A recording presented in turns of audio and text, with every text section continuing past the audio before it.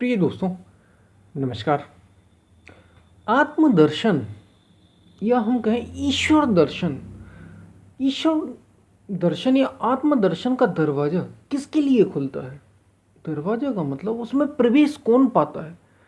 उसकी योग्यता क्या है? किसके लिए ईश्वर दर्शन का या आत्मदर्शन का दरवाज़ा खुलता है? इसी पर हम वीडियो में बात करेंगे। उससे पहले अगर आप चैनल पर नए आए हो तो सब्सक्राइब करें, वीडियोस को लाइक भी करें, पसंद आने पर ज़्यादा से ज़्यादा वीडियोस को शेयर ज़रूर करें, क्योंकि जो आप लोगों में देते हैं, लोगों को बांटते हैं, वही आपको दुगना होकर दुगना लौटकर मिलता है। ये कर्म का सिद्धांत है, ऐसा हमारे महापुरुषों ने कहा है।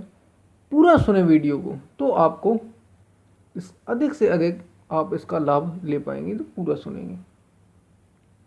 हम चलते हैं अपनी वीडियो की तरफ। आत्मदर्शन का दरवाज़ा किसके लिए खुलता है?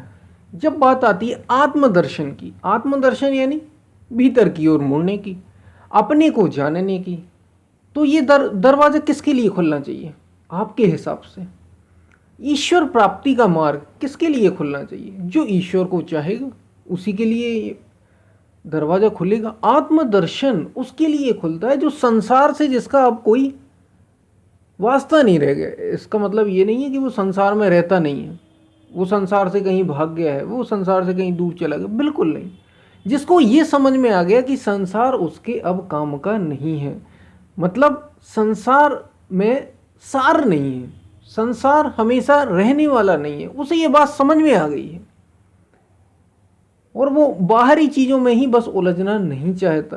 पूरी तरीके से आप देखिए, सुबह से शाम तक हम अपने जीवन का, और केवल सुबह से शाम तक ही नहीं बल्कि पूरा जीवन, बचपन से लेके जवानी और जवानी से लेके बुढ़ापा तक, सारा समय हम बाहर ही देते हैं। पूरा ध्यान ही हमारा बाहर की ओर, बहिर्मुखी है, सारा ध्यान बाहर की ओर है।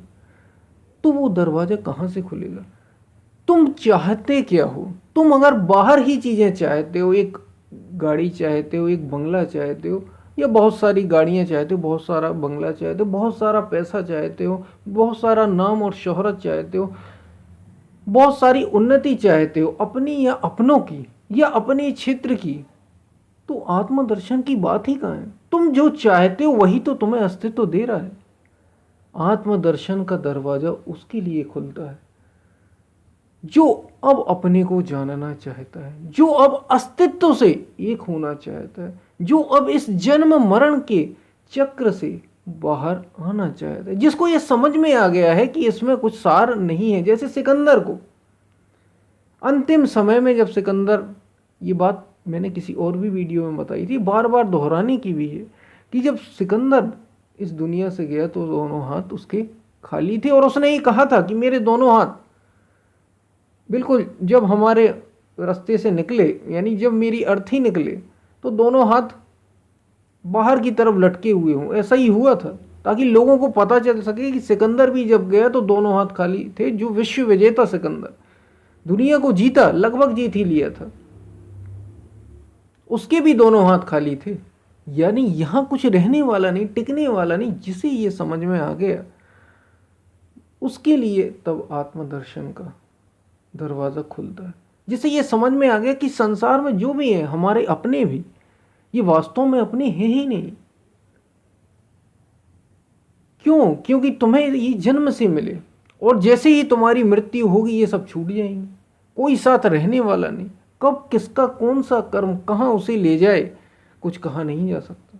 कब कौन तुम्हारा साथ छोड़कर चला जाए कुछ निश्चित नहीं है यहाँ पे।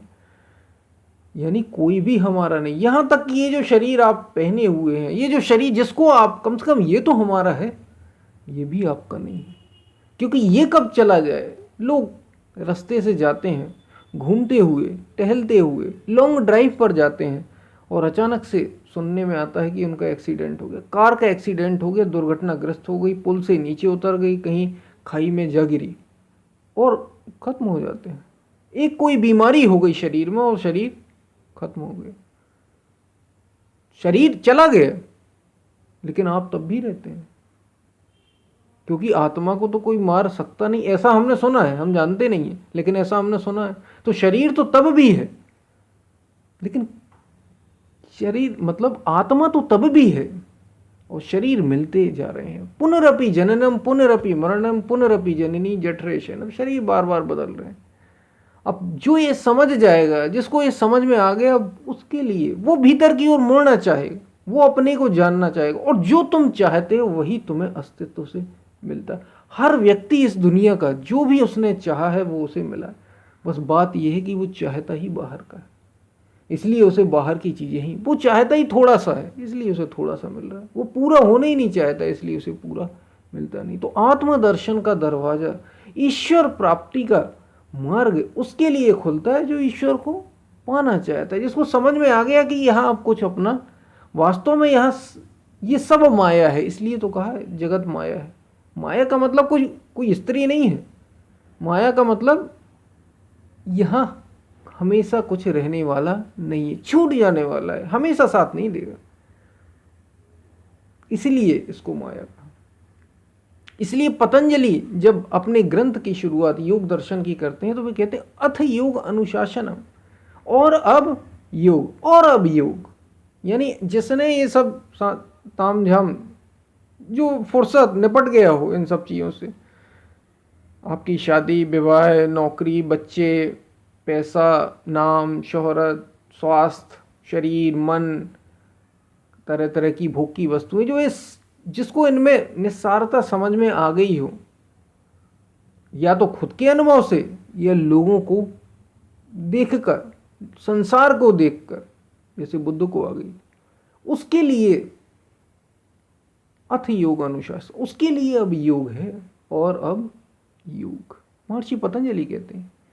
तो उसी के लिए आत्मदर्शन का दरवाजा खुलता है, उसी के लिए सत्य अपने को रचना शुरू करता है। जो गीता में भगवान श्री कृष्ण कहते हैं कि मैं हूं तो सबके हृदय में, लेकिन मैं स्वयं को तब रचता हूं जब मेरे लिए कोई ग्लानि से, यानी चाह तुमने पैदा की, तुमने संसार की चाह की, इसलिए तुम्हें संसार मिलता रहा। अब तुमने सत्य की चाह की है, परम की चाह की, आत्मदर्शन की, यानी सेल्फ रियलाइजेशन की कि मैं कौन हूं, ये चाह की है, तो तुम्हारे लिए ये दरवाजा खुलेगा। और यही परम आनंद है जीवन में, इससे बड़ा आनंद और कोई नहीं। ये सबसे बड़ा एक्सपीरियंस है, सबसे बड़ा अनुभव है, ये अमृत है। इस जीवन में जो सबसे बड़ी अगर कोई उपलब्धि है, जीवन का परम लक्ष्य, इस संस्कृति ने कहा है मुक्ति, और वो जीते जी ही होती है, मरने के बाद कोई मुक्ति ऐसी चीज नहीं। तो उसका दरवाजा उसके लिए खुलता है जो इस रास्ते पर चलना चाहिए, जिसको अब समझ में आ गया कि बाहर बहुत ज़्यादा उलझने से कोई फायदा नहीं, उसके लिए आत्मदर्शन का रास्ता खुलता है। तो ये थी आत्मदर्शन या ईश्वर प्राप्ति का मार्ग, किसके लिए खुलता है।